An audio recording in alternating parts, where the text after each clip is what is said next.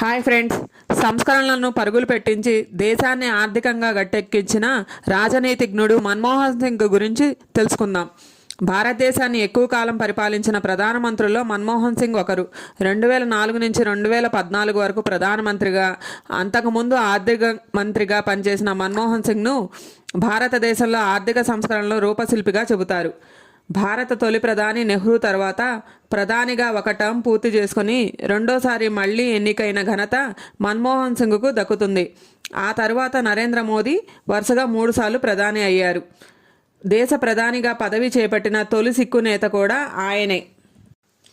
Manmohan Singh 1932 September 26న అవిభాజ్య భారతదేశంలోని పంజాబ్ ప్రావిన్స్లో జన్మించారు. అప్పట్లో ఈ ప్రాంతానికి మంచినీరు, విద్యుత్ లాంటి కనీస సౌకర్యాలు కూడా ఉండేవి కాదు. మన్మోహన్ సింగ్ భార్య పేరు గురు శరణ్ కౌర్. వీరికి 3 కుమార్తెలు. పంజాబ్ విశ్వవిద్యాలయంలో విద్య పూర్తి చేసుకున్న తర్వాత కేంబ్రిడ్జ్ యూనివర్సిటీలో మాస్టర్స్ డిగ్రీ తీసుకున్నారు. తర్వాత ఆక్స్ఫర్డ్లో డాక్టరేట్ చేశారు. కేంబ్రిడ్జ్లో చదువుకుంటున్న సమయంలో డబ్బులు లేక ఇబ్బంది పడ్డారని ఆయన కుమార్తె దమన్ సింగ్ తన తల్లిదండ్రుల గురించి రాసిన పుస్తకంలో వెల్లడించారు.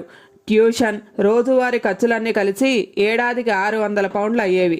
ఆయనకు పంజాబ్ యూనివర్సిటీ 160 పౌండ్లు మాత్రమే స్కాలర్షిప్ ఇచ్చేది. మిగతా సొమ్ము కోసం ఆయన తన తండ్రి మీద ఆధారపడేవారు.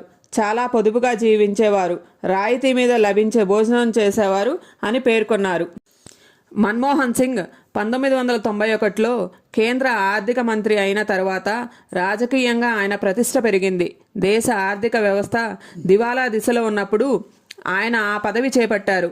అనూహ్యంగా వచ్చిన పదవి తర్వాత చాలా కాలం ఆయన్ను రాజకీయాల్లో కొనసాగేలా చేసింది.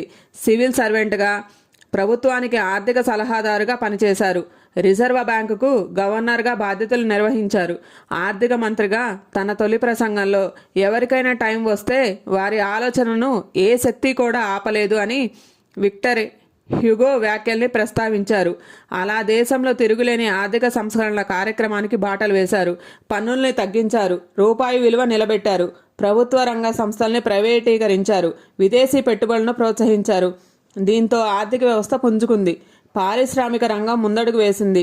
ద్రవ్యోల్బణం అదుపులోకి వచ్చింది. 1990లో వృద్ధి రేటు స్థిరంగా కొనసాగింది.